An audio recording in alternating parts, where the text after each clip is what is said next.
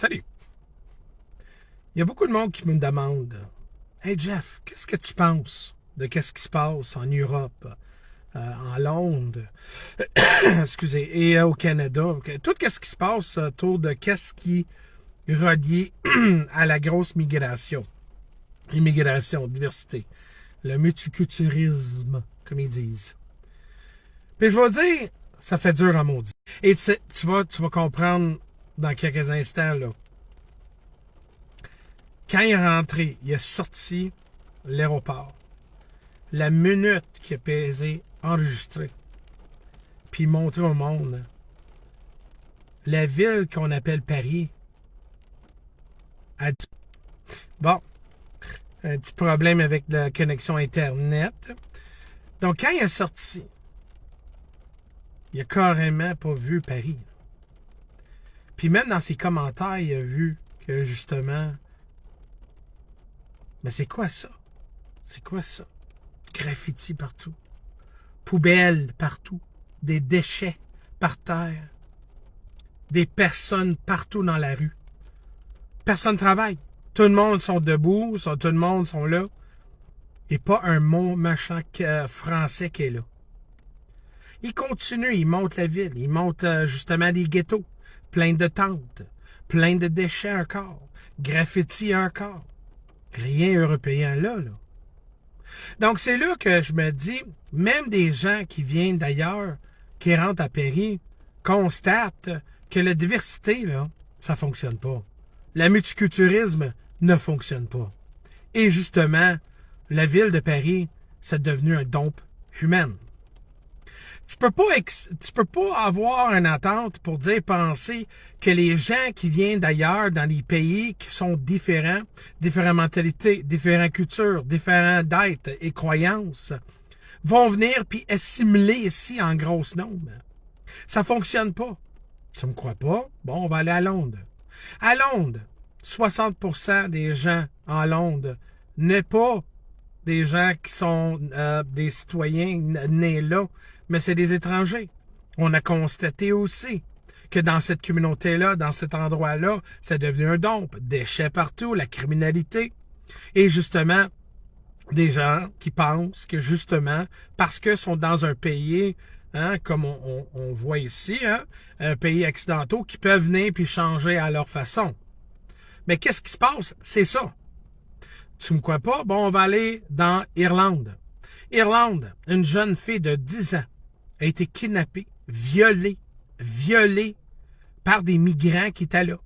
Ben oui, parce qu'apparemment, des jeunes hommes d'âge de militaire peuvent venir et on le met 1000 ou 2000 personnes dans un hôtel, sans job, sans rien. Donc la question est, qu'est-ce qu'on fait avec ces gens-là? Donc, eux sont habitués de rentrer dans les villages, faire qu'est-ce qu'ils veulent. Bon, mais tu sais qu'il y a des gens qui viennent de d'autres pays qui respectent pas les femmes. Donc, une petite jeune de 10 ans qui ont été kidnappées et violées. Donc, c'est là qu'on se dit, wow, t'es peu, qu'est-ce qui se passe? Pourquoi qu'on fait rien? Pourquoi qu'on réagit pas? C'est parce que le média protège. Le narratif est très clair. C'est très clair. L'immigration est faite pour détruire une nation, pour rebâtir une nation dans leur image, dans l'idéologie qu'on voit de la gauche. C'est la seule façon à détruire des pays occidentaux. Pour détruire la liberté des gens, faut que tu enlèves la liberté des autres puis donner à plus. Donc, c'est un exemple, comme on voit des camionneurs à cette heure, on a constaté, mais là, ça fait pas longtemps là que le monde commence à capoter, mais ça fait longtemps qu'il y a des camionneurs qui disent que des gens qui conduisent des camions devraient jamais conduire des camions. Puis là, on a vu justement un qui a fait un accident, il a tué 2 personnes, une jeune fille puis une jeune mère. Et justement, il a fui le pays. Il est revenu, il a fait arrêter, puis là, il est en liberté parce que, justement, lui, il pose pas de risque. Mais il y a des camionneurs en Ottawa, pendant le convoi, ils ont fait un machin, ils ont été bûchés dessus, ils ont été, on va continuer la conversation parce que vous savez, je pourrais passer des heures sur ça. Donc, on se dit, comment qu'on peut dévoiler un problème sans de faire une projection qu'on est raciste, xénophobe, islamophobe, antisémite, plein d'affaires de même. Comment qu'on peut en parler dans une discussion qui nous affecte tous, à notre vie quotidienne, dans notre pays, dans notre société, dans notre vie quotidienne, chaque jour qu'on voit avec nos propres yeux. Comment qu'on peut dealer avec des situations comme ça, puis parler des vrais enjeux pour dire que Chris, il y a un problème quelque part, là. C'est pas normal qu'au Canada, qu'on accueille des gens qui traversent une frontière, surtout le nôtre, qui viennent ici illégalement, puis après ça, on les donne tout ce qu'on, nous autres, on a travaillé fort pour les gens, parce qu'apparemment, les États-Unis, c'est un pays de terreur. Parce que vous saviez, les réfugiés, pour être réfugié, faut que tu quittes un pays parce que tu as peur de ta vie. Mais nous autres, on considère des gens comme ça. Les gens qui croisent la frontière à chemin Roxham que j'ai vu avec mes propres yeux, oui, mesdames et messieurs, j'étais là, puis même je voulais faire d'exposer tout ça quand l'SQ nous avons arrêté, moi et plusieurs personnes, même Daniel Brisson est avec moi, l'SQ nous avons arrêté pour aller à la frontière. Que c'est légal parce qu'on a le droit de se promener dans notre pays, on peut même aller marcher jusqu'à la frontière, puis dire hello, puis retourner s'il n'y a rien illégal avec ça. Mais ils veulent pas exposer la vérité dans tout ça. Donc, tous ces gens-là qui sont venus au Canada, là, surtout à chemin Roxham, là, ils ont tous été déployés à Montréal. Bon, ben pour accueillir ces gens-là, ils ont besoin de place pour habiter, non? Ah, bon, ben exactement. Donc, pourquoi tu penses que ces gens-là, ils ont des appartements comme ça? Parce que oui, mesdames et messieurs, ils ont des appartements. À Ville-la-Chine, là, sont pleins là-bas. Puis c'est tous des HLM, là. Il y a beaucoup d'appartements, là, pour, on va dire, abordables. Ben finalement, c'est drôle que des gens qui rentrent dans le pays, même pas 20 minutes, ils ont déjà un appartement. Pourquoi? Parce que le gouvernement qui paye. Vous et moi, on paye. Le monde ne savent pas le nombre d'argent qu'on a dépensé. Plus que je pense, c'est plus que 2 milliards d'argent pour accueillir ces gens-là, pour vivre, juste vivre. Hein? Ça coûte de l'argent pour une nourriture. Donc, ils bombardent les banques de bouffe. Ben oui, parce qu'on n'en parle pas, parce que t'es xénophobe, t'es raciste, t'es tout en dessous le ciel quand on en parle des vrais enjeux. Mais moi, j'en parle parce que je suis pas raciste, c'est certain. Écoute, mes chums, puis tout ça, puis tout le monde autour de moi, c'est grand raison pourquoi j'en parle. Puis j'ai pas peur d'en parler, parce qu'il y a un problème. Puis même les étrangers aussi, ici, qui ont travaillé fort pour venir ici, ils ont un job, ils contribuent, ils font, ils simulent dans notre société, disent que, wow, enough is enough. Mais c'est là, mesdames et messieurs, à quel point que le monde devrait savoir, là. C'est parce que là, ils ont dit récemment que beaucoup de bouffe, des banques de bouffe sont vides. Ben, c'est parce qu'il faut accueillir ces gens-là. Il n'y a plus d'appartements. Mais je comprends parce qu'on accueille ces gens-là. Oh, les écoles débordent. On n'a pas assez de place pour des élèves. Ben oui, parce qu'on les accueille, ces jeunes-là qui viennent avec leurs parents, qui ont croisé la frontière, qui sont ici. On les accueille. On met dans les écoles. Donc, on les nourrit. On les logis. On a même l'éduquer leurs enfants. Puis même notre système médical. Voilà. OK? Pourquoi? Pourquoi qu'on a besoin de faire ça? Pourquoi qu'on a accepté le fait pour bombarder notre pays de personnes? C'est 2 millions.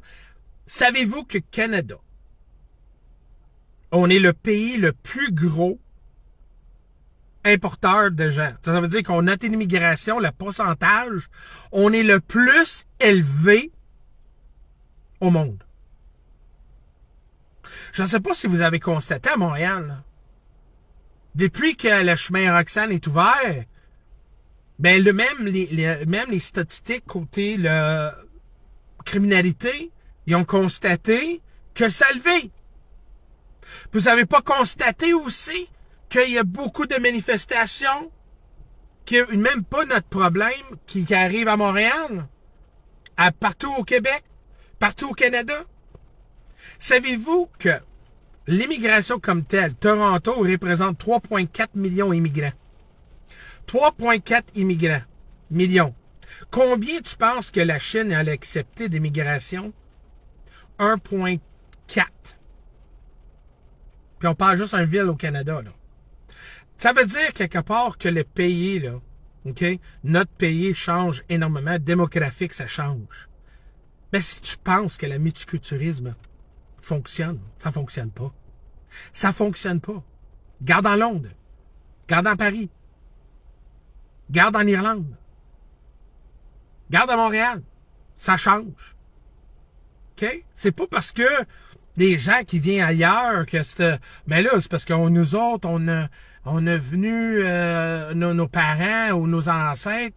Hey, savais-tu que moitié des Canadiens, savez-vous ça? Moitié des Canadiens, à cette heure, on va dire Canadiens, mais la population, savez-vous que quasiment moitié de la population canadienne n'était pas née au Canada? Ou leurs parents n'ont pas été nés au Canada? Ça veut dire moitié de notre population, c'est soit nouveaux arrivants ou première génération. Puis c'est pas des gens d'Europe, là. C'est des gens qui viennent d'ailleurs. Qui viennent d'un pays puis une culture carrément différente. Qui partagent pas les mêmes valeurs que nous. Qui croient pas dans les mêmes choses que nous. C'est ça le risque, là. Bon exemple. Prends-toi, ramène-toi à leur pays, puis essaie de changer de quoi. Le monde dit, ah, ben là, le monde est divers. Le monde n'est pas divers. C'est le contraire. Le monde ne sont pas divers. OK? Tu vois pas des grosses populations. Regarde un exemple. L'Inde, à un moment donné, là. À un moment donné, l'Inde, là. L'Inde, les gens des Indiens, là, dans les années, oh, je sais pas, dans les années 40, 20, whatever, ils ont été en Afrique. Puis mon chum vient de là. Okay? Mon chum, c'est un Indien musulman, imagine. Ses parents, ils avaient été obligés de quitter le Rwanda. Ou c'est-tu Nigeria? Je me rappelle plus c'est lequel. Mais il avait besoin de quitter son pays. Les parents, tu parles. Parce qu'ils tuaient tous les Indiens. Donc, en réalité, mesdames et messieurs, du racisme est partout. Le monde n'est pas de diversité, là. Le multiculturalisme, n'importe où que le multiculturalisme ait fonctionné, est basé sur ça, on voit que ça ne fonctionne pas. Regarde la Yougoslavie. Yougoslavie, c'est un bon exemple. Même la Russe, on a constaté que tu peux pas avoir un pays avec différentes croyances culturelles, différents comme ça. Parce que justement, tu perds l'identité d'un pays. Nos ancêtres sont venus ici pour rester ici. Sont devenus, on appelle ça, des settlers, des gens qui sont venus ici pour débourrer la terre, pour vraiment bâtir de quoi. Et là, qu'est-ce qu'on arrive à ce moment? C'est qu'on a une grosse nombre de personnes qui viennent ici, qui y contribuent, deviennent dépendance. Puis eux, ils peuvent esquiver ailleurs. Mais nous, on n'a pas d'autre maison. On n'a pas un pays qu'on peut esquiver, nous autres, là. C'est le seul endroit qu'on a. Et parce que on est parce que le monde n'est pas divers, on peut pas aller en Afrique, hein, puis penser qu'il va nous accepter. On peut pas aller en Inde. Ils sont super racistes là-bas. OK? On n'a pas d'autre place à aller. Donc, notre maison, c'est chez nous. Puis, il faut être maître de chez nous. Comme un exemple, comme René Lévesque. Faut pas s'excuser pour être chez nous.